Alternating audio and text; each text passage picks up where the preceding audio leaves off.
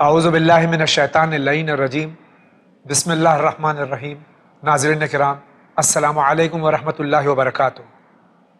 مسائل زندگی، یقیناً یہ مسائل جو روزمرہ ہماری زندگی میں روبرو ہمارے ہوتے ہیں اور درپیش ہوتے ہیں، اس میں آج ہمارے ملک ہندوستان میں جموں اور کشمیر کے علاقے میں جو تباہی اور بربادی مچی ہوئی ہے، اور جس طرح سے سیلاب میں انسانی جانیں تلف ہوئی ہیں، مالی نقصان بھی کافی ہوا ہے،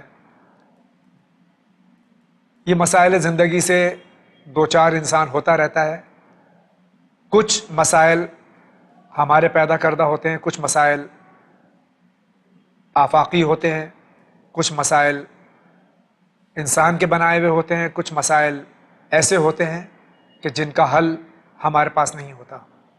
لیکن جو اس وقت حالات جموں اور کشمیر میں ہیں، یہ مسائل قدرتی ہیں، اور یہ جو وہاں سیلاب کا سلسلہ ہے جس میں تقریباً 200 سے زیادہ جانیں تلف ہو گئی ہیں اور بہت نقصان ہوا ہے، اور پانی اگر کم بھی ہو گیا ہے تو اب بیماریاں اور دیگر جو مسائل ہیں وہ پیدا ہو رہے ہیں۔ اب بھی کافی لوگ وہاں پھنسے ہوئے ہیں۔ ہم اپنے اس پروگرام کے آغاز میں حضرت حجت الاسلام جناب مولانا محمد قیصر صاحب قبلہ کا خیر مقدم کرتے ہوئے ان سے بھی التماس کرتے ہیں، اور آپ سے بھی یہ التماس کرتے ہیں کہ آئیے ہم سب مل کر دعا کریں کہ اللہ تعالیٰ ہمارے پورے ملک میں نہیں بلکہ پوری دنیا میں، لیکن خاص طور سے جموں اور کشمیر کے علاقے میں جو تباہی مچی ہے، اس کو اللہ تعالیٰ محمد اور آل محمد علیہ والسلام کے صدقے میں جلد سے جلد دور کرے، اور وہاں کے لوگوں پر جو یہ مصیبت ہے اس کو جلد سے جلد دور فرمائے۔ اسی کے ساتھ میں ہم اپنے اس پروگرام کا آغاز کرتے ہوئے آغا کا خیر مقدم کرتے ہیں۔ آغا السلام علیکم ورحمۃ وعلیکم اللہ السلام ورحمۃ اللہ وبرکاتہ۔ آغا آپ سے بھی گزارش ہے کہ آپ جموں کشمیر کے سلسلے میں دعا فرمائیں۔ جی، یہ یقیناً یہ قدرت کے آفات میں سے ہیں اور آسمانی بلاؤں میں سے، زمین کے بلاؤں میں سے ہیں، تو اس سلسلے میں انسان کے بس میں تو کچھ نہیں ہوتا ہے، لیکن بہرحال اس سے بچنے کے لیے جو لوگ جو بھی اختیار و قدرت رکھتے ہیں اپنے پاس انسان کے حفاظت کے لیے، اور انسانی ضیاع کم سے کم ہو سکے اس کے لیے ہر ایک کو آگے آنا چاہیے، تعاون کرنا چاہیے۔ جیسا کہ آپ نے بھی فرمایا کہ اب تو جتنے لوگوں کو بچا لیا گیا، لیکن اس کے بعد پھر جو وبا اور بیماری کی جو ہے وہ شروعات ہوتی ہے، تو اس سلسلے میں بھی ان تمام لوگوں کے احتیاطی تدابیر سے کام لینی چاہیے، اور گورنمنٹ کو بھی جس طریقے سے یہ لوگ مدد کر رہے ہیں اور زیادہ سے زیادہ اس سلسلے میں ان کا تعاون ہوگا تو یہ مشکل بھی دور ہو جائے گی۔ ہم دعا کرتے ہیں وہاں تمام لوگوں کی حفاظت، اور جو لوگ اس سلسلے میں بیمار ہو چکے ہیں اللہ انہیں جلد از جلد شفا دے، جو بے گھر ہو چکے ہیں اللہ تعالیٰ ان کو پھر سے آباد کرے، جو اپنے اولاد سے، جو اپنے رشتہ داروں سے جدا ہو چکے ہیں اللہ ان کو صبر و تحمل عطا کرے، بحق محمد و آل محمد علیہ السلام۔ بہت بہت شکریہ آغا۔ اسی کے ساتھ میں خبر یہ بھی ہے کہ گجرات میں بھی حالات جو ہیں وہ بارش کی وجہ سے جو ہے وہ گجرات کے حالات ہیں، اور اسی طریقے سے ہندوستان کے دیگر صوبوں، دیگر علاقوں میں بھی کافی جو ہے وہ نامساعد حالات، تو ان تمام حالات کے لیے اور ان تمام جگہوں کے لیے، یا ہندوستان سے باہر بھی جہاں پر بھی انسانوں کے لیے مشکلات ہیں، ہم ان تمام لوگوں کی حفاظت کے لیے بارگاہ پروردگار میں محمد آل محمد علیہ السلام کو واسطہ دے کر کے عرض کرتے ہیں، کیونکہ یہ دنیا جو ہے وہ اہل بیت علیہ السلام کے صدقے میں پیدا کی گئی ہے، اور یہ دنیا اگر واقعی راہ راست اور راہ نجات حاصل کرنا چاہتی ہے اور ہر طریقے سے کرب، اضطراب، پریشانی، بربادی، تباہی سے بچنا بھی چاہتی ہے، تو اس کے لیے صرف اللہ تعالیٰ نے محمد آل محمد علیہ السلام کو وسیلہ نجات اور حفاظت کا ذریعہ قرار دیا ہے۔ اللہ تعالیٰ کی بارگاہ میں ہم انہی ذوات مقدسہ کا واسطہ دے کر عرض کرتے، پروردگار جہاں بھی جو لوگ جس عالم میں بھی اللہ ان کی حفاظت فرمائے۔ الہی آمین۔ آغا اسی کے ساتھ میں آپ کی اجازت ہم اپنا پروگرام بسم شروع اللہ کریں. الرحمن مسائل جو ہمارے ہیں زندگی کے، ان مسائل آپ ٹیلی فون کے ذریعے، واٹس ایپ کے ذریعے، ای میل کے ذریعے ہم تک بھیجتے ہیں اور ہم علماء کرام کی خدمت میں پیش کرتے ہیں. آئیے ہم دیکھتے ہیں کہ آج پہلا مسئلہ کس شہر سے ہے. السلام علیکم. وعلیکم میں السلام. ایم پی سے بول رہی ہوں. میرا سوال یہ ہے، حج کے لیے قربانی کا دن بہتر ہے یا اور بھی کوئی مہینے میں جا سکتے؟ آپ مجھے بتائیے. خدا حافظ. یہ ایم پی سے ہماری بہن کا سوال ہے کہ حج کے لیے جی قربانی جی اور حج کسی مہینے میں بھی کر سکتے ہیں یا کوئی نہیں، مخصوص؟ ایسا نہیں ہے. حج کا موسم مخصوص ہے اور وہ ہے ذی الحجہ کا مہینہ، جی کہ ذی الحج میں ہی حج ہوتا ہے، اور جی وہ بھی ابتدائی تاریخ میں، جی کہ 7 تاریخ اور 8 تاریخوں میں انسان جو ہے وہ اس کے پہلے کا جو اعمال ہے عمرہ وہ انجام دینے کے بعد انسان وہاں منی اور عرفات کے لیے کوچ کر جاتا ہے. جی اور 9 ذی الحجہ کو سارے حاجی میدان عرفات میں ہوتے ہیں، یہی موسم حج ہے. جی اور 10 تاریخ کو یہ قربانی، کہ جو اعمال حج میں سے ایک عمل ہے جو واجب ہے، جی جس کی قبولیت کی شرط بھی قرار دی گئی ہے، جی یہ اس دن 10 تاریخ کو ہوتا ہے. اور اس کے بعد جو ہے وہ 11-12 کو بھی وقوف منی میں ہوتا ہے، جی اور اس کے بعد کے اعمال پھر مکہ جا کر کے انجام دیتے ہیں اور یہ ختم ہو جاتا ہے. تو اس کی جو مخصوص تاریخیں ہیں وہ یہی تاریخیں ہیں، ذی الحجہ کی ابتدائی تاریخ ہے. اگر کوئی ان کے علاوہ انجام دینا چاہے تو وہ نہیں ہو تو حج سکتا نہیں ہے. ہو سکتا، عمرہ ہو سکتا ہے، حج عمرہ نہیں ہو سکتا سال ہے. کے کسی بھی دن میں، جی ان دنوں کے علاوہ جی جو جس سے جو ہے وہ مخصوص حج حج کے دن، مخصوص ہے، ایام. ان جی کے علاوہ عمرہ اگر انجام دینا چاہتے ہیں تو کسی بھی مہینے میں ہو سکتا ہے، ورنہ حج جو ہے وہ صرف جو ہے وہ انہی مخصوص تاریخوں میں ہو ہوتا ہے. سکتا ہے. بہت بہت شکریہ آغا. اسی کے ساتھ دیکھتے ہیں اگلا سوال کہاں سے ہے. السلام علیکم. وعلیکم السلام. میں ریحانہ فاطمہ بول رہی ہوں. وانڈی میں رہتی ہوں. وہاں ہمارے عاشورہ ہوتا ہے اور جمعہ میں رمضان میں جو کفارے کی نماز ہوتی ہے، تو کفارے کی نماز میں ایک بار علم اور آیت الکرسی ہے، اور دوسری رکعت میں ایک بار علم اور 25 مرتبہ قل هو اللہ احد ہے، اور تیسری رکعت میں ایک بار علم اور 15 مرتبہ انا اعطیناک الکوثر ہے. چوتھی رکعت میں بھی وہی ہے. تو ہم جو ہے 5 بار پڑھاتے ہیں اور 100 لوگ رہتے ہیں. کیا ہماری یہ نماز صحیح ہے غلط ہے؟ خدا حافظ. یہ ممبئی کے مضافات گونڈی سے ہماری بہن سوال کر رہی ہیں، اور ان کے یہ 2 سوال، ایک پہلا تو سوال ہی نہیں ہے، عمل عاشور کراتی ہیں ہاں، یہ، اس میں کچھ کوئی سوال نہیں تھا اس میں. نہیں کیا.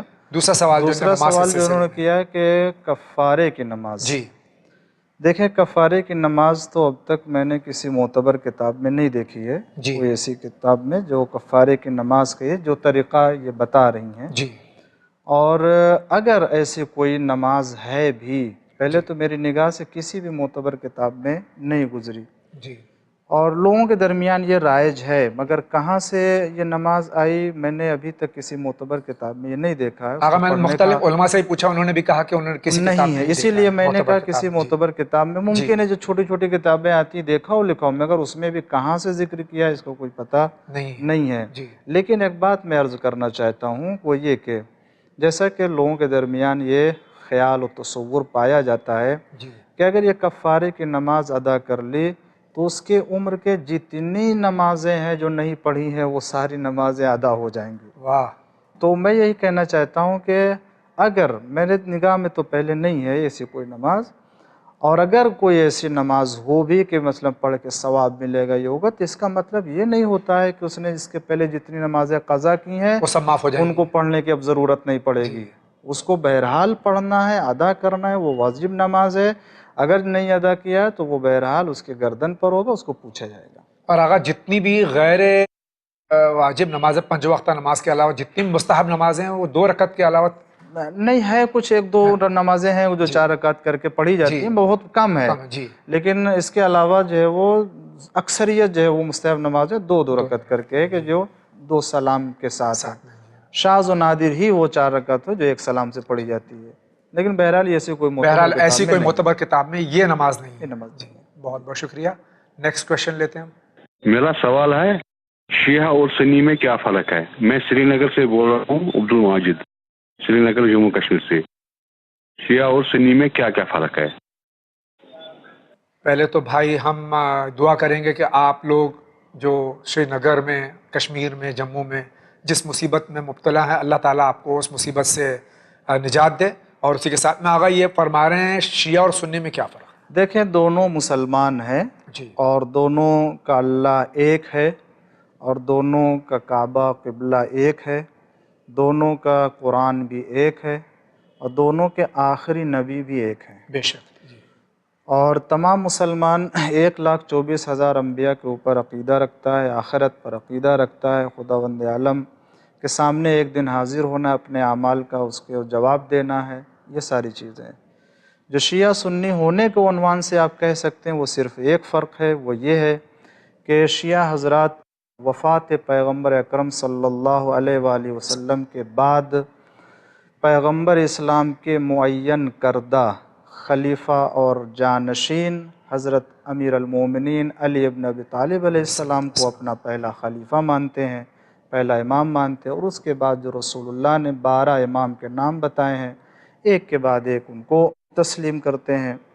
اور شیعہ حضرات جو وفات پیغمبر کے بعد اس نظریے کے قائل ہیں کہ پیغمبر اسلام صلی اللہ علیہ وآلہ وسلم نے کسی کو اپنے بعد کوئی خلیفہ معین نہیں کیا ہے، سوائے اور امیر یہ المومنین کے۔ سوائے اور یہ عقیدہ رکھتے ہیں، ان کا نظریہ ہے کہ یہ کام پیغمبر اسلام نے امت کے حوالے کیا ہے، اجماع سے یا کسی طریقے سے معین کر لے۔ وہ صرف اس منطق اور اس فکر میں فرق ہے کہ وفات پیغمبر کے بعد شیعہ حضرات قائل ہیں کہ پیغمبر اسلام نے اللہ کے حکم سے میدان غدیر و خم میں امیر المومنین علیہ السلام کا اعلان فرمایا ہے، تصریح کی ہے، اور اس کے بہت سے حوالے کتابوں میں درج ہیں۔ یہ سلسلے کو مانتے ہیں، متفق بین الفریقین، اور آج بھی استدلالات جو ہے موجود ہے تمام کتابوں میں۔ تو شیعہ حضرات اس نظریے کے قائل ہیں، جو نام رسول اللہ نے 12 امام تک بتائے ہیں القاب کے ساتھ، وہ بھی آج کتابوں میں موجود ہے، شیعوں کی کتابوں میں بھی اور اہل سنت کی کتابوں میں بھی موجود ہے۔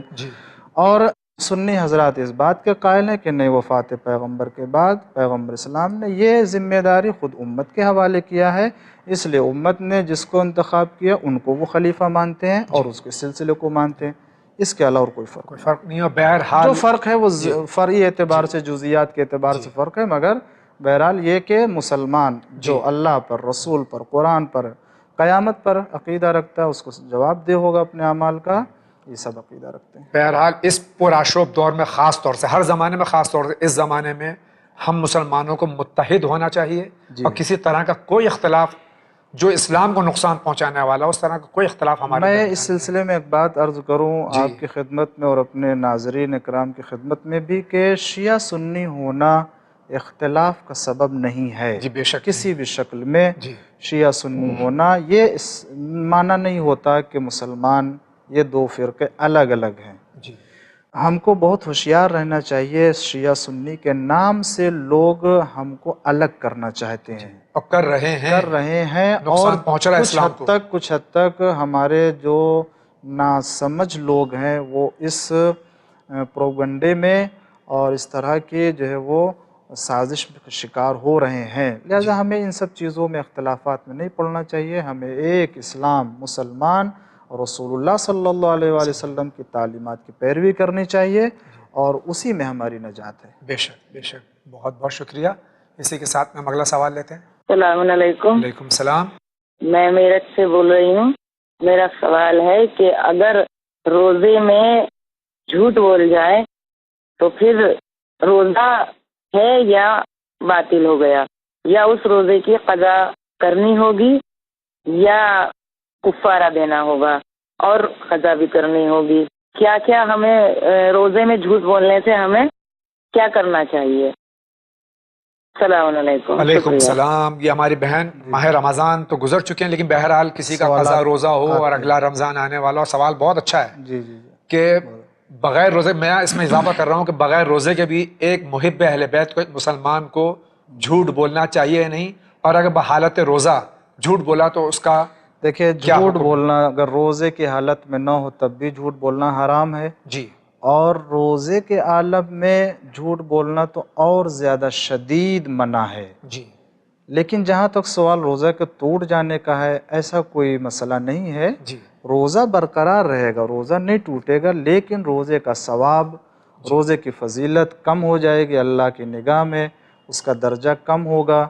ہاں ایک مسئلہ یہاں پر ہے، اگر روزے کی حالت میں کوئی شخص اللہ، رسول، امام کی طرف جھوٹی نسبت دے، جھوٹی حدیث روایت، جھوٹی روایت، کسی حدیث یا کسی بات کو کہ جو رسول اللہ صلی اللہ علیہ وآلہ وسلم نے یا کسی امام نے نہیں فرمایا، ان کی طرف سے نہیں ہے، اور کوئی یہ جانتے ہوئے کہ یہ حدیث میں ان کی طرف نسبت دے کر کے بیان کروں گا تو اس کا اثر ہوگا.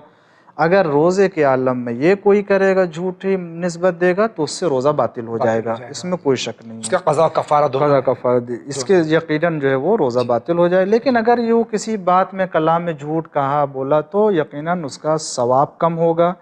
صحیح روزہ دار کی صفت یہ نہیں ہے کہ روزے کے عالم میں، اس لیے کہ روزہ عبادت کی حالت میں ہوتا ہے، اور عبادت کی حالت میں کسی حرام کام کو انجام دینا کسی بھی طریقے سے سزاوار نہیں ہے.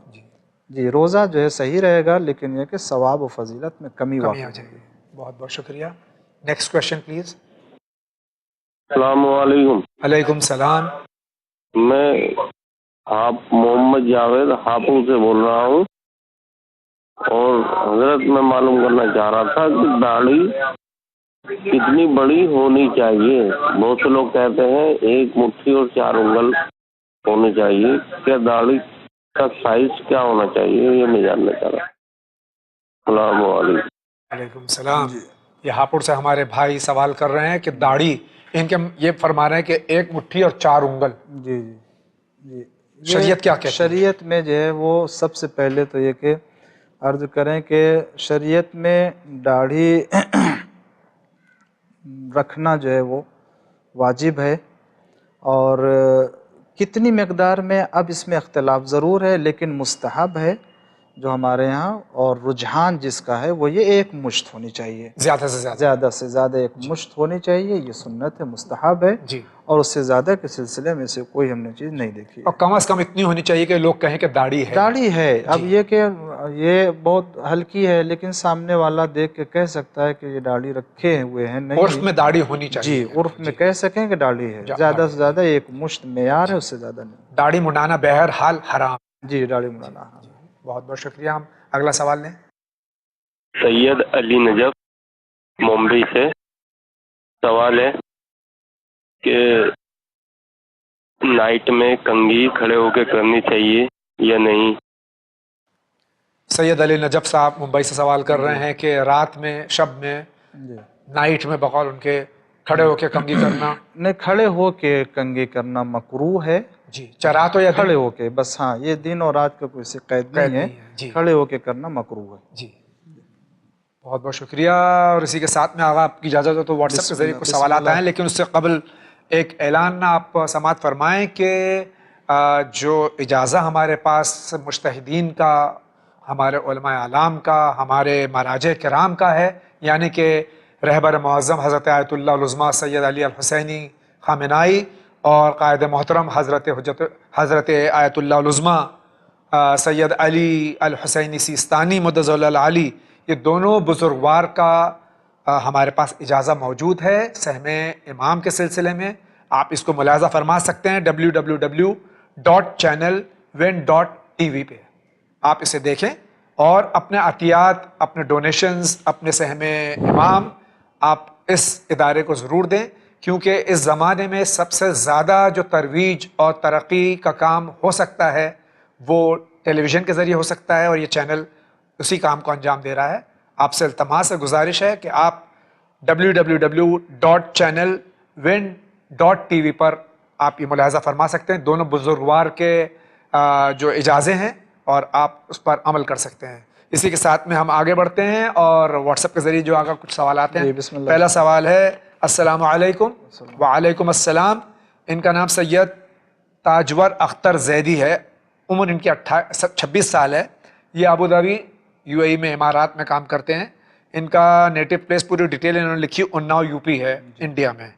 ان کا پرابلم یہ ہے کہ یہ بہت ہی اسٹریسڈ ہیں، یعنی بہت زیادہ ان کو اسٹریس ہے، اور یہ ان کی زندگی کا اہم حصہ بن گیا اسٹریس، اور یہ اس سے کوپ اپ نہیں کر پا رہے ہیں، یعنی باہر نہیں آ پا رہے ہیں اس سے، اور بہت ساری ڈیفیکلٹیز اسی وجہ سے ان کے روزانہ کے روزمرہ کی زندگی میں آ رہی ہیں، اور ان کی جسم کو اور ان کی روح کو اور ان کے دماغ کو متاثر کر رہی ہیں۔ آپ کچھ اس میں ایڈوائز دیں۔ بہت بہت شکریہ کہہ رہے ہیں۔ دیکھیں اس سلسلے میں سب سے پہلے تو ان کی خدمت میں، برادر محترم کی خدمت میں عرض کروں گا کہ ہمارے یہاں اس بات کی بہت زیادہ تاکید کی گئی ہے کہ اگر کوئی شخص واقعاً روحانی سکون اور قلبی اطمینان حاصل کرنا چاہتا ہے تو تلاوت قرآن کریم کرے۔ بے شک، اسے قرآن کریم کی تلاوت سے جتنا سکون اطمینان ملے گا اسے کسی چیز سے نہیں ملے آیت گا۔ بھی ہے آغا؟ آیت کی ہے جی، اللہ، جی، اللہ بذکر اللہ تطمئن القلوب۔ جی بے شک، تو انسان کو وہ خداوند عالم کا قول ہے، یہ جی بے شک، ہمارا اور آپ کا یا کسی دانشمند کا تو نہیں ہے۔ جی اور اگر خداوند عالم نے فرمایا کہ بھی ذکر خدا سے ہی تمہیں اطمینان و سکون مل سکتا ہے تو پھر کوئی دوسری چیز تمہیں۔ اس کے بعد دوسری چیز یہ ہے کہ دیکھیں انسان ٹینشن میں آتا ہے، بہت سے مسائل آتے ہیں، جی انہیں بہت زیادہ اپنے ذہن کے اوپر، اپنے نفس کے اوپر نہیں لینا چاہیے۔ بعض وقت نفسیاتی طور سے انسان جو دباؤ میں ہوتا ہے اور وہ اپنی باتوں کو شیئر نہیں کرتا ہے، جی نہیں، ایسے عالم میں کیا دو چار ایسے دوست ہونے چاہیے کہ جن سے اپنی باتوں کو بیان کر سکے جی اور اپنے غم کو ہلکا کر سکے، ٹینشن سے جو ہے وہ باہر آ سکے۔ جب کوئی چیز بیان نہیں کرے گا تو وہی چیز انسان کے اندر گھومتی رہتی، بڑھتی رہتی، وہ ایک انسان سمجھ، مثلا فرض کر لیجئے جن کے ساتھ مل کے کام کر رہا ہے جی وہ سمجھ رہا ہے، اس سے مثلا ہو سکتا ہے سمجھ رہا ہے کہ یہ ہم کو نہیں پسند کر رہے ہیں، جی وہ ایک ایکشن اپنے اندر لے کے آتا ہے، جی لیکن یہ چیز بیان نہیں کر رہا ہے، نہ اس کو محسوس کر رہا ہے، جبکہ حقیقت میں یہ دیکھا جائے تو کوئی ایسی بات نہیں جی ہوتی بے ہے۔ شک، اکثر اوقات ایسا اکثر نہیں ہوتا اوقات ہے۔ یہ جی، ہوتا ہے، وہ سمجھ رہا ہے ایک چیز دل میں لیے ہوئے ہے، جی چونکہ اس نے بیان نہیں کیا ہے، باہر نہیں سامنے پیش کیا، اس لیے وہ یہ ٹینشن میں، اب وہ پتہ نہیں کیا کیا خیالات اس کے دل میں آتے رہتے ہیں، وہ نیگیٹو تھاٹس اس کے وہ جو ہے سوچتا رہتا ہے، جی جوڑتا چلا جاتا ہے، جی اسی میں بہت سی باتیں جوڑتی چلی جاتی، نتیجے میں کیا وہ ہر طرح سے نہ تو قوہ ارادی اس کا مضبوط ہو پاتا ہے، جی نہ تو وہ فیصلے میں جو ہے آگے بڑھ پاتا ہے۔ جی تو اس طرح کی چیزوں کو چاہیے کہ اپنے دو ایک لوگ ایسے ہوں کہ جن کو شیئر کر سکے، بیان کر سکے، آہستہ آہستہ یہ خود ختم ہوتا جائے گا، اور قرآن کریم کی تلاوت، وقت کے اعتبار سے استغفار، توبہ، سحر کے وقت کرتے رہیں، انشاءاللہ سب درست ہو جائے گا۔ انشاءاللہ۔ بہت بہت شکریہ آغا۔ دوسرا سوال لیتے ہیں۔ السلام علیکم۔ علیکم السلام۔ ان کا فیشن ڈیزائننگ انسٹیٹیوٹ ہے جو کہ یہ وہاں پر ان کو کرنا چاہیے نہیں کرنا چاہیے پوچھ رہے ہیں۔ ہم کو ڈیٹ ملی ہے 22 دسمبر 2014، محرم کا مہینہ ہے، تو کیا ہم اس میں پارٹ لے سکتے ہیں؟ ہم کو ڈریس بنا کے پہن کر اسٹیج پر چلنا ہے، مطلب ہمارا پروجیکٹ ہے، اس کو پہن کر چلنا بھی ہمیں ہے۔ اب اس میں یہ نہیں لکھا انہوں نے، انگریزی زبان ہے تو اس میں یہ ہی ہے یا شی ہے، یہ نہیں ہے، یہ لکھا کیا انہوں نے۔ کہی، تو بہرحال اس کا جواب بھی یہی ہو سکتا ہے کہ دیکھیں اگر خود جینس ہے ان کو چلنا ہے اور اس کے ساتھ میں کسی اور حرام چیز کو شامل نہیں کیا جا رہا، مثلا میوزک وغیرہ ہے یا لباس ایسا کوئی حرام لباس نہ ہو۔ ایسا ہے کہ جس سے آپ کو جو ہے وہ دکھانا پڑے اور اس سے کسی فساد کا خوف ہو، جی تو یہ جائز نہیں ہوگا۔ لیکن اگر یوں سادہ لباس ہے اور یہ جیسا ہوتا ہے عام طور سے جنس کا لباس ہے وہ آپ کو دکھانا ہے، بنانا ہے، کوئی حرج نہیں ہے، جی بنا سکتے ہیں۔ لیکن اگر اس کے علاوہ کچھ ہے یا لیڈیز کے لیے ہے تو اب اس کو پہننا بھی ہے، دکھانا بھی ہے، تو یقیناً یہ اس میں عریانیت ہوگی اور بدن ظاہر ہوگا، بے پردگی ہوگی، دوسروں کو بھی متوجہ کرنا ہوگا، یہ کسی صورت میں صحیح نہیں ہوگا۔ بہت بہت شکریہ۔ السلام علیکم۔ علیکم السلام۔ یہ ممبئی سے سوال ہے۔ میرا سوال ہے کہ ہم بیٹیاں اپنے والد کی قضا نماز پڑھ سکتی ہیں؟ اگر ہاں تو نیت کیا کرنی ہوگی، اور قضا نماز کیا بیٹھ کر پڑھ سکتے ہیں؟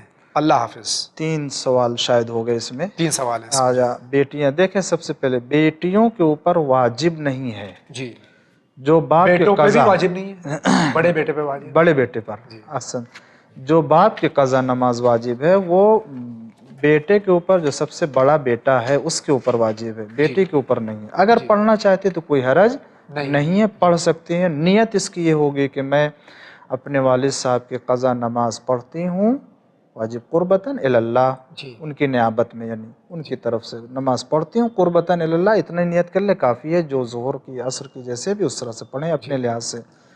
اور تیسرا سوال یہ تھا کہ کیا بیٹھ کے پڑھ سکتے ہیں یا نہیں. نہیں، قضا نماز ہو یا کوئی بھی نماز ہو، جب تک آپ کھڑے ہو کر کے قدرت رکھتے ہیں نماز پڑھنے کی، بیٹھ کے نماز نہیں پڑھ سکتے ہیں کوئی بھی نماز سے. بہت بہت شکریہ.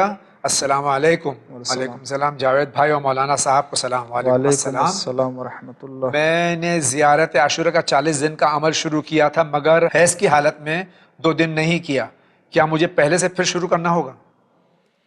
جی دیکھیں، سب سے پہلے یہ بتاؤں کہ ایسے موقع پر کسی کو نائب بنا لیا کریں. جی. اپنی طرف سے کوئی بیٹھ کے یا اسی ٹائم پہ یا دوسرے ٹائم پہ آپ کہہ دیجئے کہ آپ کی نیابت میں وہ زیارت عاشورہ پڑھ لے تو وہ 40 دن مکمل ہو جائے گا. جی. رہ گیا مسئلہ کہ 2-3 دن کا فاصلہ ہو گیا ہے. بطور احتیاط دیکھیں، جو عمل میں آیا وہ یہ کہ 40 دن تک پڑھنا چاہیے. جی. نہیں پڑھا تو بہرحال یہ فاصلہ کہا جائے گا، لہٰذا بہتر یہی ہے کہ پھر سے شروع کیا جائے اسے. ورنہ بہتر یہی ہے کہ کسی کو نائب بنا لے تو وہ 40 دن مکمل ہو سکتا ہے، اس میں کوئی حرج نہیں ہے، ہو سکتا ہے. بہت بہت شکریہ آغا. السلام علیکم. علیکم السلام. میں محمد باقر کرگل سے ہوں اور میرا سوال یہ ہے کہ ہم مسلمان کو گانا سننا کیسا ہے؟ کیونکہ میں نے سنا ہے کہ امام سجاد علیہ السلام نے فرمایا ہے کہ میں جب کسی کے گھر سے گانے کی آواز سنتا ہوں تو مجھے قاتلان امام حسین علیہ السلام کی طرف توجہ ہو جاتی ہے. بتائیے گانا سننا کیسا ہے؟ کسی بھی شکل میں مسلمان جو اللہ اور قیامت کے اوپر ایمان رکھتا ہے، قرآن کے اوپر ایمان رکھتا ہے، اس مسلمان کے لیے گانا سننا جائز نہیں ہے. بہت مذمت کی گئی ہے. اور جس گھر میں گانے کی آواز آتی ہے یا گانے کی آواز سنی جاتی ہے، لگایا جاتا ہے، اس گھر سے برکت ختم ہو جاتی ہے، پریشانیاں آتی ہیں، کسی بھی طرح کی خوشحالی نہیں ہوتی. لوگ سمجھتے ہیں کہ خوشحال ہوتا ہے، مگر حقیقت میں وہ بہت دور ہو جا رہا ہوتا ہے، اور آخرت میں قیامت کے دن ایک عذاب میں مبتلا ہوگا، وہ ایک دوسرا ہے. تو دنیا میں بھی بے برکت نہیں ہے اور آخرت میں بھی اس کا عذاب. گانا سننا حرام ہے، کسی بھی طریقے سے جائز نہیں ہے. بہت بہت شکریہ. السلام علیکم. علیکم السلام. میرا نام ساجد ہے. ہماری آپ سے یہ ریکویسٹ ہے کہ یہاں کرلا ایسٹ میں چینل ون نہیں آ رہا ہے اور ہمارا سیٹ ٹاپ باکس ڈین ہے. کیبل آپریٹر کا کہنا ہے کہ وہاں سے ہی نہیں آ رہا ہے. پلیز آپ کچھ کیجئے. انشاءاللہ یہ آپ کی شکایت جو ہے ہم ایڈمنسٹریشن تک پہنچا دیں گے اور ہم کیا کر سکتے ہیں انشاءاللہ غور کریں گے. اسی کے ساتھ آگے بڑھتے ہیں. یہ مہوا سے سوال ہے، گجرات میں ایک شہر آپ جانتے ہیں مجھ سے بہتر. السلام علیکم. علیکم السلام. کھانا کھانے کے بعد دسترخوان کسی وجہ سے پڑا رہے تو مکروہ ہے یا گناہ ہے؟ دیکھیں، دسترخوان کی بے حرمتی نہیں ہونی چاہیے. جی. بے حرمتی نہیں کرنا چاہیے. اور اگر یوں ہی پڑا رہنے سے دسترخوان کی اور اس کے اوپر غذا ہے تو یہ بے حرمتی ہے اور یہ صحیح نہیں ہے، ایسا نہیں کرنا چاہیے. السلام علیکم. السلام. علیکم السلام. کالج یا ہوٹل کے واش روم کا پانی پاک ہوتا ہے یا نجس؟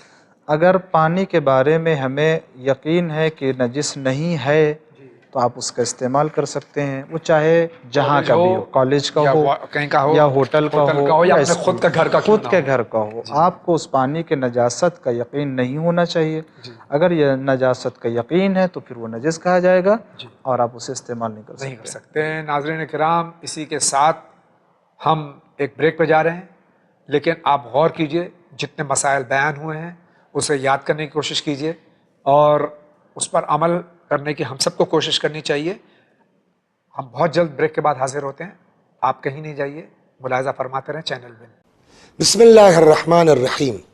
تعاونوا علی البر والتقوی ولا تعاونوا علی الاثم والعدوان. مدد کرو ایک دوسرے کی تقوی کی بنیاد پر، نیکی کی بنیاد کے اوپر. کیسے کر سکتے ہیں مدد؟ مختلف طریقے ہیں. من جملہ اس میں سے کوئی اگر نیک کام کر رہا ہے ہم اس میں شریک ہو سکتے ہیں. مثلا یہ آپ کا چینل ون جو معارف اہل بیت کو پھیلانے کے لیے مسلسل کوشش کر رہا ہے، اگر آپ زیادہ نہیں روز کے 5 روپے الگ کر دیں، مہینے کے 150 روپے ہوئے. بہت بڑے کام کے لیے چھوٹی سی رقم 5 روپیہ آپ بھی شریک ہیں تعاونوا علی البر والتقوی کے طور پر اس کار خیر میں. World Islamic Network. Bank details: State Bank of India, branch Samuel Street, Mumbai 9. Account number 336802133703. IFSC SBIN 0060138, SWIFT code SBIN NBB 523, ICICI Bank branch Bhat Bazar Mumbai 9, account number 122-305-000220, RTGS NFTS IFSC code ICIC 0001223. آپ اپنا check یا demand draft بھی ہمیں post کر سکتے ہیں. آپ منی gram اور ویسٹرن یونین سے بھی ڈونیشن یا خمس ٹرانسفر کر سکتے ہیں. ہمارا پتہ ہے ورلڈ اسلامک نیٹ ورک 6769 حضرت عباس علیہ السلام street, Dongri, Mumbai 400009 India. Telephone number 912223433540 23434304. Email winislam@gmail.com, website winislam.com.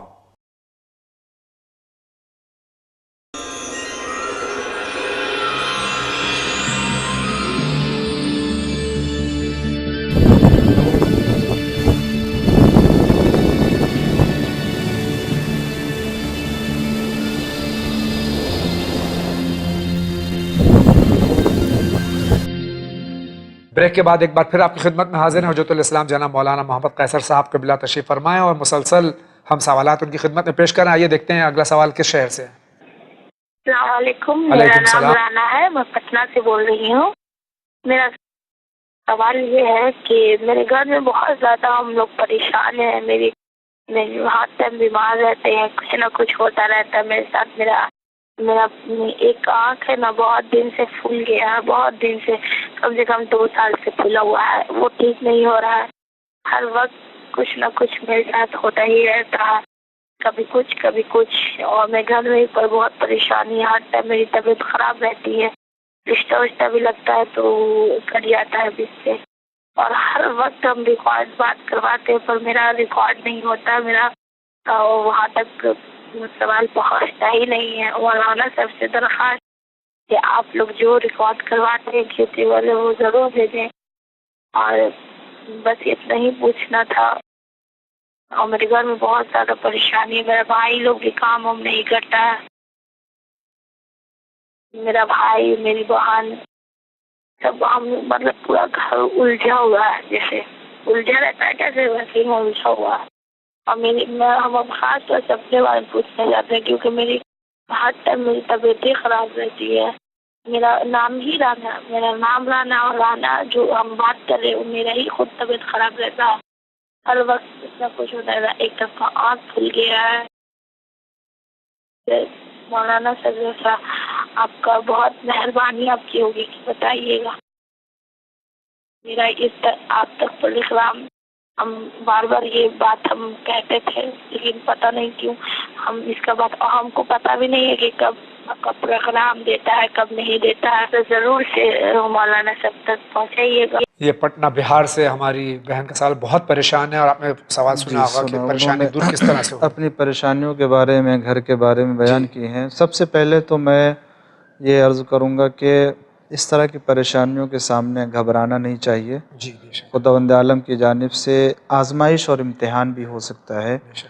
اور دعا کرنی چاہیے کہ صبر کے ساتھ, شکر کے ساتھ یہ حالات گزر جائیں. اللہ ہر ایک کے زندگی میں اس طرح کے حالات لاتے ہیں اور اس سے گھبرانا نہیں چاہیے. اور پھر بھی بہرحال ہم کو اگر اس سے دور ہونا ہے اور نجات پانا ہے تو اس کے لیے ہمارے یہاں بہت سے دعائیں ہیں اور اس طرح کے ورد ہیں, اوراد ہیں. اگر ان کو پڑھتے رہیں تو یقیناً جو ہے وہ ان کی پریشانی دور ہو جائے گی. خود مفاتیح الجنان اٹھا کے دیکھیں, اس میں بہت سے اس طرح کی دعائیں ہیں پریشانیوں سے نجات کے لیے اور بیماریوں سے نجات کے لیے دعائیں ہیں. مثلا ایک دعا مفاتیح الجنان میں ہی لکھی ہوئی ہے, میں نے یادداشت کیا ہے کہ اگر کوئی شخص ہر واجب نماز کے بعد لا حول ولا قوة الا باللہ توکلت علی الحی الذی لا يموت والحمد للہ الذی لم يتخذ صاحبۃ ولا ولدا ولم یکن له شریک فی الملک وَلَمْ يَكُنْ لَهُ وَلِيٌّ مِّنَ الظُّلِّ وَكَبِّرْهُ تَكْبِيرًا. اگر یہ ہر واجب نماز کے بعد پڑھے تو اس کی پریشانی اور بیماری جو بھی ہوگی وہ سب ختم ہو جائے گی انشاءاللہ. آغا آپ حضرات سے میں نے سنا ہے علماء کرام سے کہ اپنے گھر کو جو ہے وہ نماز سے جی آراستہ کریں، گھر میں کوئی فرد ایسا نہ ہو کہ جو بے نمازی ہو. میں نے اسی لیے کہا کہ یہ آزمائش ہو سکتا ہے خداوند عالم کی طرف سے ہو. ہمارا یقیناً معاملہ آپ کے قطع کلام اور یقیناً کہ ہماری بہن کے گھر میں سب نمازی ہوں گے، یقیناً ہوں گے، لیکن بہرحال یہ ہو سکتا ہے. میں نے سے مومن کو آزماتا ہے، خداوند عالم اسی کو آزمائے گا، درجات بلند ہوں گے. تو نماز ہو سکتا ہے نماز ہو رہی ہو، تلاوت قرآن ہو اور تمام سب ٹھیک ٹھاک ہو، لیکن پاکیزگی ہو، سب کچھ ہو، مگر آپ دیکھیں سب پریشانیاں ہوتی ہیں. مگر اس کو اللہ کی طرف سے ایک آزمائش سمجھنا چاہیے اور ایک فضل ہے، نعمت ہے، اس کے ذریعے سے ہمارا درجہ بلند کرنا چاہتا ہے. اللہ تعالیٰ اس کے ساتھ دعائیں کرتا رہے، انشاءاللہ پوری ہو جائے گی. انشاءاللہ. اگلا سوال لیتے ہیں. میرا نام حسین فاطمہ ہے، میں میرٹھ سے بول رہی ہوں اور مجھے مولانا صاحب سے سوال پوچھنا ہے کہ جو جن کی تنخواہ 5,000 روپے مہینہ ہے ان پر زکوٰۃ، خمس اور خیرات کتنا واجب ہے؟ شکریہ. السلام علیکم. سلام. تنخواہ کتنی بھی بہن نے سوال کیا ہے، انہوں نے زکوٰۃ، خمس اور خیرات واجب کتنا؟ دیکھیں یہ خمس جو واجب ہوتا ہے، جی زکوٰۃ تو مخصوص چیزوں کے اوپر ہے، غلہ ہے اور کچھ جانور ہیں، سونا چاندی ہے، وہ مخصوص نصاب ہے. تو جیسا کہ عرض کیا انہوں نے کہ 5,000 مہینے میں تنخواہ ملتی سیلری، تو اس پر زکوٰۃ تو نہیں ہے. رہ گیا خیرات کا، تو خیرات دیکھیں آپ کی طاقت و استطاعت کے اوپر ہے کہ 5,000 میں سے آپ راہ خدا میں کتنا خیرات کر سکتے ہیں. وہ صدقہ خیرات آپ کے ثواب میں ہوگا، واجب نہیں، یہ واجب نہیں ہے، آپ کے ثواب دید اور آپ کے استطاعت کے اوپر ہے. تیسرا مسئلہ خمس کا بتایا، تو ہاں خمس کا ایک مسئلہ ہے کہ ہر انسان کو اپنے کمائی، اپنے دارائی جو کچھ بھی وہ رکھتا ہے اس میں سے اللہ کے رسول کے حق کو ادا کرنا چاہیے. اس کا طریقہ یہ ہے کہ دیکھیں ہر مہینہ بھی کر سکتے ہیں ایسا، لیکن اس میں ذرا سا حساب لگانا مشکل ہوگا.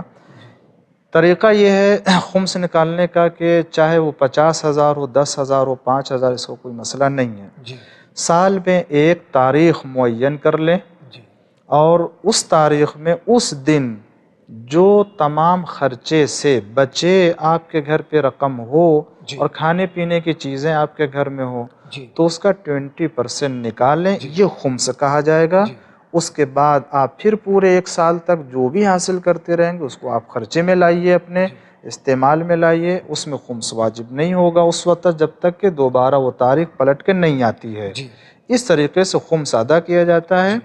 اور یہ نہیں کہ ہماری 5,000 ہے تو اس میں کتنا ہوگا، نہیں، ہم کو تمام پورے مال کا حساب کر کے ایک تاریخ میں معین کرنا ہوگا. اس کے بعد وہ خمس نکلے گا 20%. چاہے اس تاریخ میں 1 روپیہ ہی کیوں نہ بچا، اس میں 20 پیسے آپ کو خمس ہاں دینے ہیں. جی آپ کو 5,000 خرچے سے جو بھی بچا ہے. اب 6 روپے بچا ہے، روپے کے علاوہ گھر میں جو کچھ کھانے پینے، دال ہے، چاول ہے، 100 گرام دال بچی تو اس میں 20 گرام دال ہے، جو بھی چیز ہے، جو بھی چیز بچے گی، مسالے ہیں، نمک ہے، جو خرچے سے بچ گیا آپ اس کا 20% حساب کر کے نکال دیجئے. 2 حصہ ہوگا، ایک حصہ امام علیہ السلام کا ہوگا اور ایک سادات کا ہوگا. امام علیہ السلام کا حصہ جو ہے وہ مقامات کے اوپر خرچ کریں جہاں اجازت دی گئی ہو. اس طریقے سے خمس نکالا جائے گا. بہت بہت شکریہ. Next question please. السلام علیکم. وعلیکم السلام. مولانا صاحب، ہم بامبے سے بات کر رہے ہیں، صادقہ مرزا. یہ پوچھنا چاہ رہے ہیں کہ جب کسی کا انتقال ہوتا ہے اور جس بستر پہ وہ ان کی میت رہتی ہے تو کیا وہ بستر ہم لوگ یوز کر سکتے ہیں کہ اس کو کسی کو دے دینا ہے؟ اس کا ایک. دوسرا یہ ہے کہ قربانی کا گوشت جو ہے، ہمارے جو دوست احباب ہیں، پڑوسی ہیں، اہل حنوط، ان کی بیچ بھی تقسیم کر سکتے ہیں؟ شکریہ.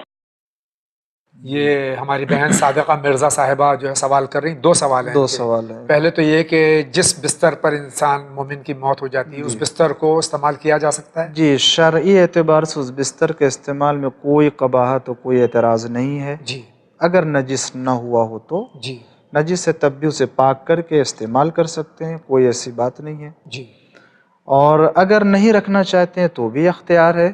آپ دے دیجئے کسی کو، وہ رکھے گا، اس لیے کہ ایک چیز جو رکھی جا سکتی ہے وہ ہم بھی رکھ سکتے ہیں، دوسرا بھی رکھ سکتا ہے۔ جو نجس ہے وہ نہ ہم جو رکھ سکتے نجس ہیں، ہے نہ وہ دوسرے کو دے ہمارے سکتے لیے ہیں۔ بھی مشکل ہے، دوسرے کے لیے مشکل ہے، تو شرعاً اعتبار سے کوئی اس میں مشکل نہیں ہے رکھنے میں۔ دوسرا سوال جہاں تک ہے قربانی کے سلسلے غیر میں، مسلم کو دیا جا سکتا ہے؟ جی، قربانی کا گوشت آپ اپنے ہمسائے میں، اور ہمسائے جو بھی ہو آپ دے سکتے ہیں، اس میں کوئی حرج نہیں ہے۔ جی بہت بہت شکریہ۔ ہم اگلا سوال لیں۔ میرا نام یونس ہے اور میں پونا سے ہوں، اور مجھے یہ پوچھنا تھا کہ کیا اسلام میں بھوشیہ جاننا الاؤڈ ہے؟ اگر ہے تو پلیز جلدی سے جواب دیجیے، تھینک یو۔ یہ ہمارا بچہ پونا سے سوال کر رہا ہے کہ اسلام میں بھوشیہ یعنی فار فیوچر مستقبل جاننا صحیح ہے؟ دیکھیں، ہر انسان اپنے مستقبل کے بارے میں فکر مند تو ہوتا ہے، جی، مگر مستقبل اور آئندہ کا علم سوائے پروردگار عالم کے، اور اس نے جس کو غیب کا علم اور آئندہ کا علم دیا ہے اس کے علاوہ کوئی نہیں جانتا ہے۔ معصومین علیہم الصلوۃ والسلام، معصوم علیہم الصلوۃ والسلام، ان کو اس کا علم ہے، جی، وہ بتا سکتے ہیں، وہ بھی اللہ تعالیٰ کے بتائے حکم سے، ہوئے حکم سے بتاتے ہیں۔ جی۔ اب انسان اگر کسی چیز کا اندازہ لگاتا ہے تو اندازہ لگانے میں کوئی حرج نہیں ہے، مگر وہ اندازہ لگانا اللہ تعالیٰ کی ذات سے ہٹ کر کے کہ ہم جو کچھ بتا رہے ہیں یہی ہونے والا ہے، اس میں کوئی تبدیلی نہیں ہونے والی ہے، یہ جائز نہیں ہے، اسلام میں حرام ہے، اور ایسے کہنے والے کے اوپر اعتبار بھی ہرگز نہیں کرنا چاہیے۔ ایسی چیزوں میں نہیں پڑھیں، بلکہ ایسی چیزوں میں پڑھنے کی ضرورت نہیں ہے، مشکل ہو جائے گا، ورنہ جو ہے وہ ایسا دنیا میں کوئی بھی نہیں نکلا ہے کہ بس ہم کو معلوم ہو جائے کہ ہمارے حالات اچھے ہوں، کیونکہ اسلام نے اس لیے رکھا بھی ہے۔ اگر آپ کو پتہ بھی چل جائے کہ ہمارا فیوچر اچھا نہیں ہوگا تو آپ کیا کریں گے؟ اب آپ پریشان ہوں گے، خود پریشان ہو جائے، جبکہ اسلام کا نظریہ کیا ہے؟ اسلام کہتا ہے کہ تم اپنے حالات بدل سکتے ہو۔ جی، بے شک بے شک۔ دعا اسی لیے ہے، دعا کیوں ہے؟ صدقہ کیوں دینے کے لیے کہا گیا ہے؟ صلہ رحم کیوں کرنے کے لیے کہا گیا؟ یہ عمر میں اگر کمی ہے، فرض کر لیجئے پتہ چل گیا میری عمر کم ہے، جی، تو کیا کرے گا؟ روز مرے گا انسان۔ جبکہ اسلام نے کہا تو طول عمر کے لیے اعمال ہے ہمارے یہاں، تو تبدیلیاں ہوتی ہیں، اللہ تعالیٰ نے قرار جو ہم کو چیزیں قرار دی گئی، بتائی گئی، اسی کے اوپر عمل کریں۔ ہم کو اس طرح کی باتوں کے پیچھے نہیں جا رہے ہیں، اس میں سوائے نقصان کو کوئی فائدہ نہیں۔ بہت بہت شکریہ۔ اگلا سوال کس شہر سے؟ میرا نام رضوانہ ہے اور میں لکھنؤ سے بول رہی ہوں۔ یہ سوال ہے کہ میری ماں نے وصیت کی تھی، ان کے نام مکان تھا اور انہوں نے وصیت کی تھی، انہوں نے اپنا مکان اپنی 2 بیٹیوں کے نام کیا، اور اس کے بعد ان کا مطلب 3-4 سال پہلے کیا تھا، اس کے بعد ان کا انتقال ہو گیا، 1 سال ہوا ہے ان کا انتقال ہوئے، اور اب ہمارے بھائی لوگ مطلب اس چیز وصیت کو ماننے کو تیار نہیں ہے۔ وہ یہ کہتے ہیں نہیں میری ممی نے یہ کوئی کیا ہی نہیں ہوگا، اور اس کا دباؤ وہ ہمارے پاپا پہ کر رہے ہیں۔ پلیز ہم آپ سے یہی کہیں گے کہ آپ اس طرح کی بات ان کو سمجھائیے اپنے چینل سے کہ جو ماں کی وصیت ہے کیا غلط ہے، ان کی سائن ہے، انہوں نے لکھی کی ہے اس چیز کی۔ وعلیکم السلام۔ یہ لکھنؤ سے ہماری بہن سوال کری۔ پہلے تو ہم ناظرین کرام یہ بات بتا دیں کہ آپ کا فون جب لگ جائے تو آپ کتنی بار بھی ہلو کہیں گے کوئی جواب نہیں دے گا، کیونکہ یہ ریکارڈ ہوتا ہے۔ اگر ہم موجود ہوں گے تو ہم ہلو کا جواب دیں گے، ورنہ آپ صرف جو ہے اپنا ریکارڈ جیسے آپ ٹیلی فون لگے آپ اپنا سوال درج کریں۔ اب بہن کا سوال یہ ہے کہ ان کی والدہ نے وصیت کی تھی، گھر بہنوں کے نام کیا تھا اور ان کا انتقال ہو گیا، اب بھائی کہتے ہیں کہ نہیں ہمارا بھی حق ہے۔ اور اس سوال میں یہ ذکر کہ اب وہ اپنے والد سے بحث کرتے ہیں، میں دونوں کو متوجہ کر کے بیان کرنا چاہتا ہوں کہ ماں نے وصیت کی ہے، کس مال میں وصیت کی ہے؟ کیونکہ اگر ماں کا خود کا اپنا گھر تھا، خود ان کی اپنی ذاتی ان کے نام پر وہ مالک تھی، اگر وہ تب تو وہ کسی کو دے سکتی ہیں۔ لیکن اگر وہ گھر خود ان کے شوہر کا تھا، یعنی اس وقت جو بیٹے کا باپ ہے، دونوں کا جو باپ ہے، اگر ان کا مال تھا، ان کا گھر تھا، تو ان کو وصیت کرنی چاہیے، اور ان کی پراپرٹی ہوگی، ان کے جو ہے جائیداد میں بیٹیوں کا جو ہے حق ہوتا ہے۔ ماں کو کسی طریقے سے تقسیم کرنے کا حق نہیں پہنچتا ہے، اس لیے بھی نہیں پہنچتا ہے کہ اگر شوہر موجود ہے تو شوہر کے اس پراپرٹی میں بیوی کا حق نہیں ہے جو غیر منتقلہ ہے، جیسے جائیداد ہے، زمین ہے، کھیت ہے، فلیٹ ہے، اس میں بیوی کا حق نہیں ہوتا۔ ہاں اگر یہ بیچا جائے گا تو اس پیسے میں اس کا حق ہوگا، تو یہ اگر گھر اس کا ہے، شوہر کا تھا، تو ان کو دینے کا حق کیسے ہوا؟ جی یہ مسئلہ آتا ہے اس میں. جی اور اگر خود ان کا تھا، اپنا خود اپنی پراپرٹی تھی، ماں کا خود کا ان کا اپنا تھا، جی فرض کر لیجئے کسی نے دے دیا تو خود ان کا اپنا تھا، یا میکے سے لے موروثی ان کا اپنا تھا، تو اگر انہوں نے اپنی زندگی میں کسی کو دے دیا ہے تو وہ اس کا ہوگا. پھر اس میں کسی کو دے دیا ہے، ہو چکا ہونا منتقل ہو، چاہیے. یعنی ہینڈ اوور کر دیا ہو، جی ہینڈ اوور ہو گیا ہو، وصیت کر کے اور دستخط کر کے سائن کاغذ بنا کر کے اور اپنی بیٹیوں کو دے دیا ہو، ملکیت دے دی ہو. ملکیت دے دی ہو، تو اس اعتبار سے وہ اس کا کہا جائے گا، اس میں پھر کوئی دوسرا دخالت نہیں کر سکتا ہے. یہ مسئلہ ہے. جی لیکن اگر یہ باپ کی پراپرٹی تھی اور ماں اگر نے یہ تیسرا مسئلہ بھی تو اس میں کھڑا ہو جاتا ہے کہ اگر بالفرض محال ان کی ملکیت تھی والدہ کی جی اور وصیت کی ہے تو وصیت تو ایک تہائی کی ہوتی ہے. ہاں یہ میں نے کہا کہ ہینڈ اوور کر دیا ہو، جی یعنی اگر اس کو دے دیا تب تو وہ اس کا ہوگا. لیکن اگر انہوں نے صرف لکھ کے یہ رکھ دیا تھا کہ میرے مرنے کے بعد یہ جائیداد میری 2 بیٹیوں کو دیا جائے، جی اب انتظار کیا ان لوگوں نے، جب ماں کا انتقال ہوا اس کے بعد ان دونوں نے تقسیم کیا، ایسے نہیں ہوگا.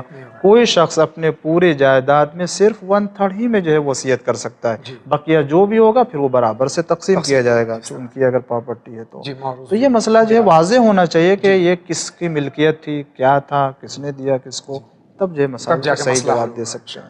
وہاں آپ بہن یقیناً لکھنؤ میں مستند علماء کرام موجود ہیں. آپ اپنے قریبی کسی مستند عالم دین سے جو ہے آپ رجوع کریں، انشاءاللہ مسئلہ پورا بتائیے، مسئلہ آپ کا انشاءاللہ حل ہو جائے گا.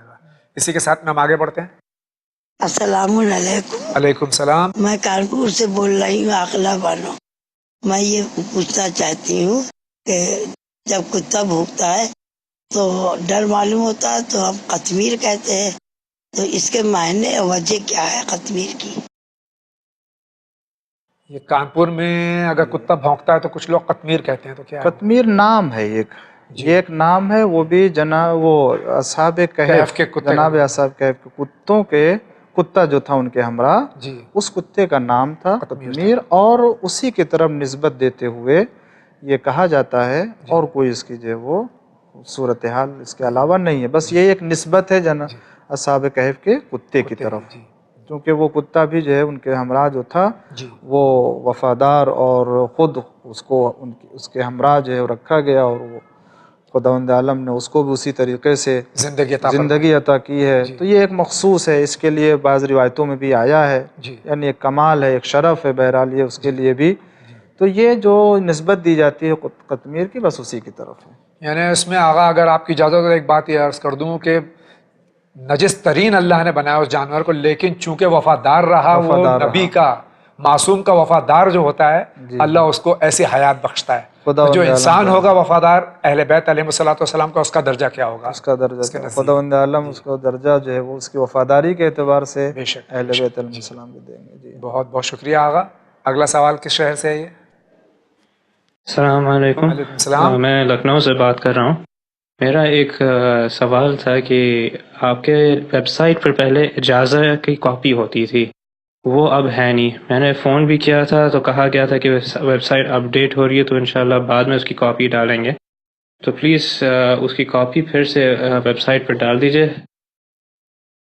دوسرا سوال یہ ہے میرا کہ دبئی میں آپ لوگوں کا کیسے چینل انسان دیکھ سکتا ہے، کیونکہ وہاں پہ صرف 2-3 کیبل آپریٹرز ہیں اینڈ وہ لوگ یہ والا چینل دیتے نہیں ہیں. پلیز اس کا بتا دیجیے گا. اینڈ آپ لوگ بہت ہی زبردست جاب کر رہے ہیں اس چینل کو ہوسٹ کر کے، اینڈ اسپیشلی مسائل زندگی، جس سے بہت لوگوں کو فائدہ ہے.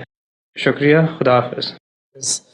یہ لکھنؤ سے ہمارے بھائی، آپ سے گزارش ہے کہ آپ ایک بار پھر سماعت فرمائیں کہ جو ویب سائٹ ہے www.channelwin.tv، اس پر دونوں مراجع کرام جو ہمارے بزرگ علماء اور ہمارے مراجع کرام ہیں، اللہ تعالیٰ ان کو اپنے حفظ و امان میں رکھے اور ان کو طول عمر صحت و سلامتی کے ساتھ عطا فرمائے.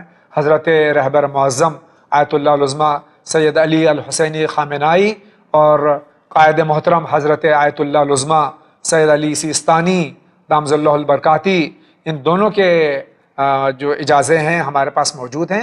آپ اس ویب سائٹ پہ آپ دیکھ سکتے ہیں. انشاءاللہ آپ کے اسکرین پہ آ رہا ہے اور آپ اس کو ملاحظہ فرمائیں اور اس کو آپ اسی طرح سے ملاحظہ فرماتے رہیں اور اعانت فرماتے رہیں. جہاں تک کہ دبئی کی بات ہے تو میں خود گزشتہ دنوں دبئی میں تھا، اور وہاں نیٹ کے ذریعے سے آپ جو ہے وہ ٹیلی ویژن پہ منتقل کر سکتے ہیں اور آرام سے پروگرام دیکھ سکتے ہیں، اور اینڈرائڈ اور بلیک بیری وغیرہ پہ بھی جو ہے آپ اس پروگرام کو پورے جو چینل ون پہ آتے ہیں اس کو دیکھ سکتے ہیں آپ. اور میں نے خود وہاں یہ پروگرام دیکھے ہیں، اس لیے میں آپ سے یہ گزارش کر رہا ہوں کہ آپ اس طرح ٹرائی کریں، ورنہ ظاہر ہے کہ کچھ ممالک میں تھوڑی دقت ہے. آپ اسمارٹ فون کے ذریعے جو ہے وہ آپ ملاحظہ کر سکتے ہیں، اس کو منتقل کر سکتے ہیں آپ ٹیلی ویژن پہ تاکہ بڑی اسکرین پہ آپ کو نظر آئے. یہ چینل ون آپ ملاحظہ فرما سکتے ہیں دبئی میں بھی اور دیگر مقامات جہاں پر آپ کے کیبل آپریٹرز اس کو نہیں دے رہے ہیں. اسی کے ساتھ دیکھتے ہیں اگلا سوال کہاں سے ہے. وضو میں بازوں کو کتنی بار پانی ڈالنا پڑتا ہے اور کتنی بار چہرے کو؟ یہ ہمارے بھائی سوال کر رہے ہیں کہ وضو میں چہرہ اور دونوں بازو کوہنی سے آگے تک وضو میں کتنی بار دھویا جانا چاہیے؟ ایک مرتبہ واجب ہے، کوہنی سے اوپر سے نیچے کی طرف انگلیوں کے سرے تک لانا ہے. ایک مرتبہ پورے طرح سے پانی پہنچ جانا چاہیے.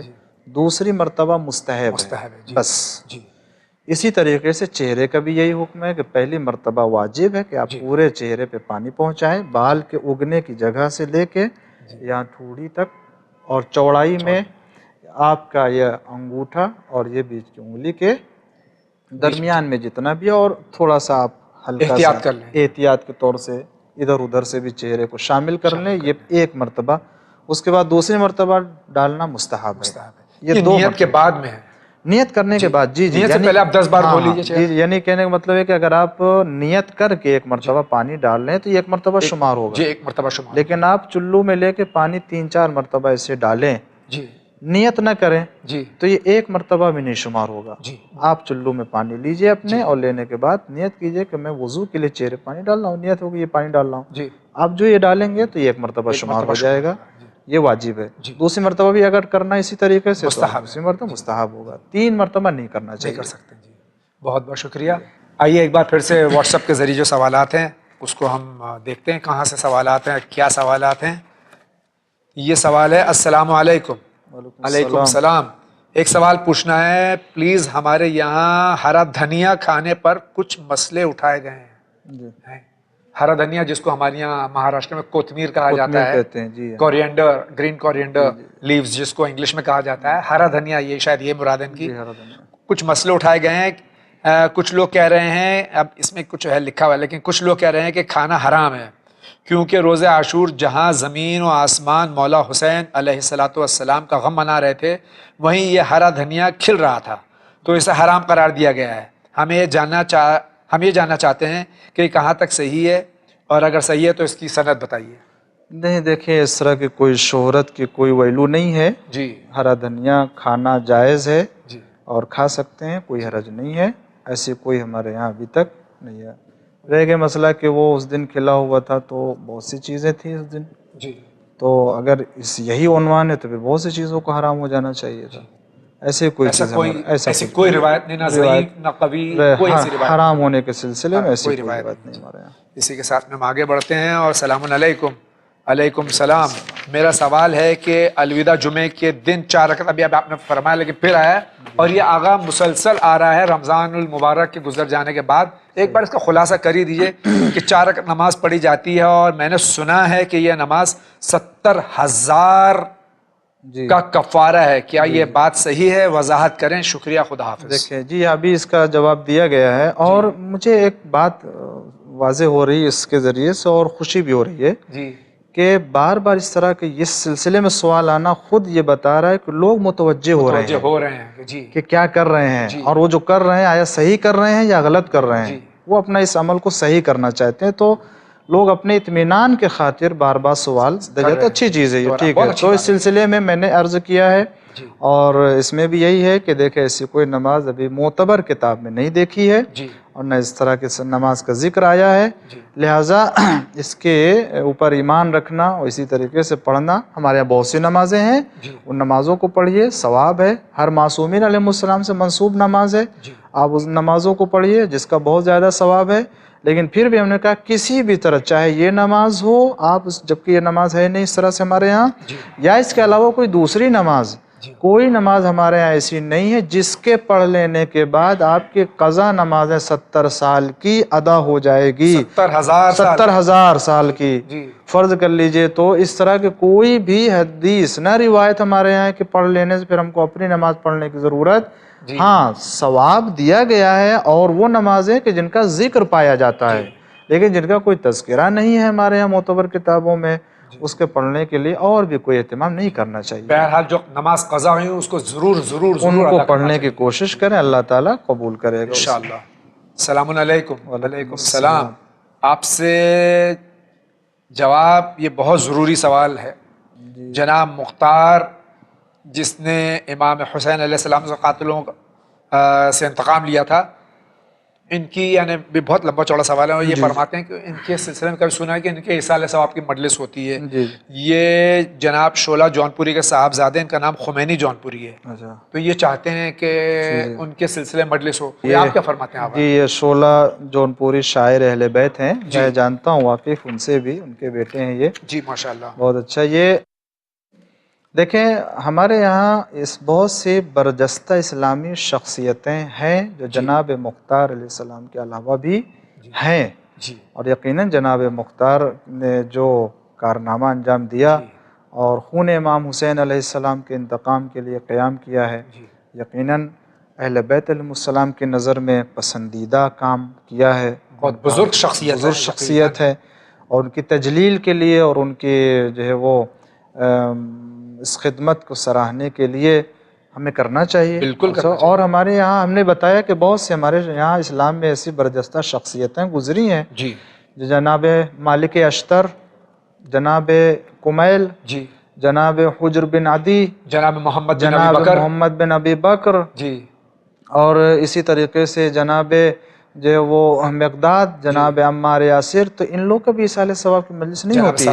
جناب سلمان فارسی، جناب ابو ذر، عام طور سے ان کے نام سے مخصوص کوئی مجلس نہیں کرتا، مگر ان کے خدمتوں کی قدردانی ہوتی ہے۔ شہدائے کربلا علیہ السلام جیسے، تو شہدائے کربلا میں بھی جو ہے وہ یوں مجموعی طور سے تذکرہ ہوتا ہے، مگر ایک ایک شہید کا کہیں پر خاص طور سے اس کے لیے ایصال ثواب کیا جا رہا ہے یا یہ کہ تو ہے نہیں، مگر یہ جتنے بھی خدمت گزار اور اہل بیت علیہ السلام کے چاہنے والے جنہوں نے اپنے عمل سے دفاع کیا حق کا اور ان کے لیے کام کیا، وہ سب کے سب ہمارے نماز میں، وہ عبادتوں میں، ہمارے اس طرح کی مجلسوں میں ایصال ثواب میں شامل ہوتے ہیں اور ان کو ہم شامل کرتے ہیں۔ خاص طور سے اگر کوئی شوق رکھتا ہے تو بہت اچھی چیز ہے، یہ سنت ہے، رائج کرے، ہو سکتا ہے دوسرے بھی اس کی اتباع کریں۔ ظاہر ہے کہ ایک مجلس اعضا ایک قائم ہو جائے گی اور اس میں لوگ جو ہے وہ ذکر اہل بیت علیہ السلام اور جاتے ہیں جناب مختار کی زیارت کے لیے، جو لوگ جاتے ہیں کوفہ، وہاں پر جو ہے وہ زیارت پڑھتے ہیں، اللہ تعالیٰ ہر ایک کو نصیب کرے ان کی زیارت کے لیے، اور وہاں پر لوگ ہدیہ کرتے ہیں، ایصال ثواب کرتے ہیں بہت سے۔ بہت بہت شکریہ آغا۔ السلام علیکم۔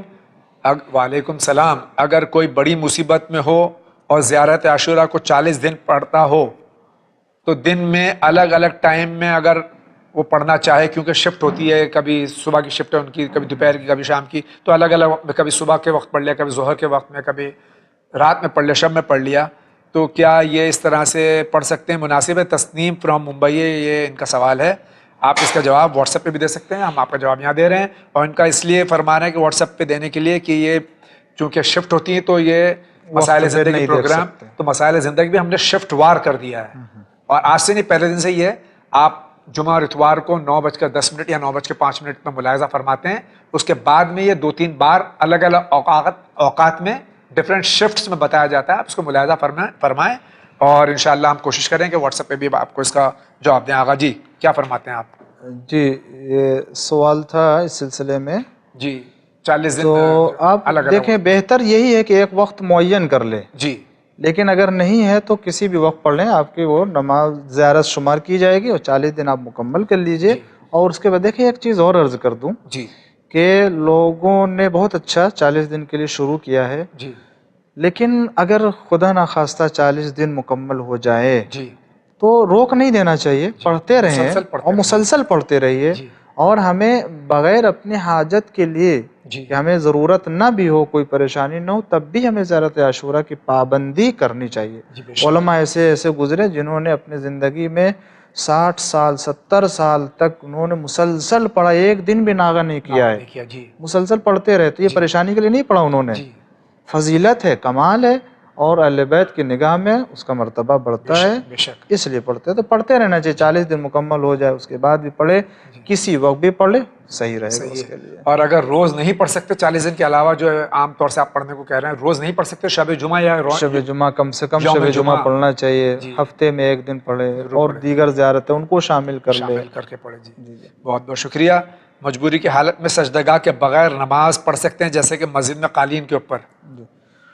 مجبوری کے عالم میں سجدگاہ کے علاوہ اور دوسری چیزوں کو مقدم کرنے کے لیے کہا گیا، جیسے کاغذ ہے جی، اور وہ درخت کے پتے ہیں جی، اور پتھر ہے، جی، ان سب چیزوں کے اوپر بھی اگر مجبوری ہے، سجدگاہ نہیں ہے، تو آپ کو جو ہے وہ لکڑیاں مل جائے گی، کارڈ رکھ لے، کاغذ کا رکھ لے، بہت سے دستیاب ہے، پتیاں ہیں، یہ ساری چیزیں مقدم کرنا چاہیے۔ کپڑا جو ہے وہ اس سے پہلے یہ چیزیں ان کو مقدم کرنا چاہیے۔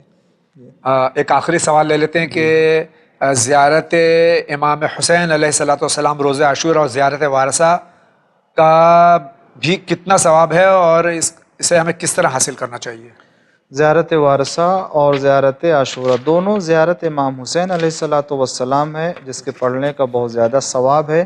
ہمیں اگر موقع ملے تو زیارت عاشورہ کو ترجیح دینی چاہیے، اس لیے کہ اس میں تمام ولایت اور براعت کے مفاہیم کو جمع کر دیا گیا ہے، اور دوسری بات یہ کہ اس کی وثاقت اس اعتبار سے زیادہ ثابت ہے کہ یہ حدیث قدسی میں سے ہے، اور حدیث قدسی کا مطلب یہ ہوتا ہے کہ جسے خداوند عالم نے اپنے جبریل کے ذریعے سے پیغمبر اسلام صلی اللہ علیہ وآلہ وسلم کے اوپر نازل کیا ہے، تو اس میں جتنے سلام اور جتنے بھی براعت کے جملے ہیں وہ سب اللہ کے معین کیے ہوئے ہیں، اور جو نام آئے ہیں وہ بھی اللہ کی طرف سے آئے ہیں، تو ہم کو اس کو مقدم کرنا چاہیے۔ یہ زیادہ وثاقت اور اعتبار کے اعتبار سے وہ زیارت بھی امام حسین علیہ السلام کی، اگر موقع نہ ملے، کبھی کم وقت ہو، تو زیارت وارثہ کو ثواب کا ملے گا دونوں کا پڑھنے سے، اور اہل بیت علیہ السلام کا درجہ اس کا یقیناً بڑھے گا، خداوند عالم کی نگاہ میں بھی اس کا درجہ بڑھے گا، اور پابندی کرے اور ہم لوگوں کو بھی دعاؤں میں شامل کرے اپنی زیارت میں۔ اللہ تعالیٰ ہم سب کو توفیق عطا فرمائے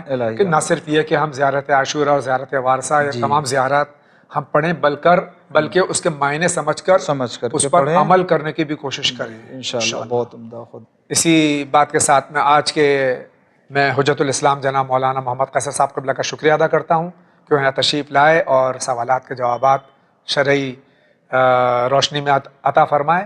انشاءاللہ آئندہ بھی تشریف لاتے رہیں گے۔ اللہ ان کو صحت و سلامتی، اور تمام علماء کرام کو، خصوصاً ہمارے مراجع کرام کو اللہ صحت و سلامتی عطا فرمائے۔ اسی کے ساتھ ناظرین کرام، انشاءاللہ زندگی رہی تو پھر آپ سے ملاقات ہوگی، تب تک کے لیے اجازت دیجیے۔ وآخر دعوانا ان الحمد للہ رب العالمین۔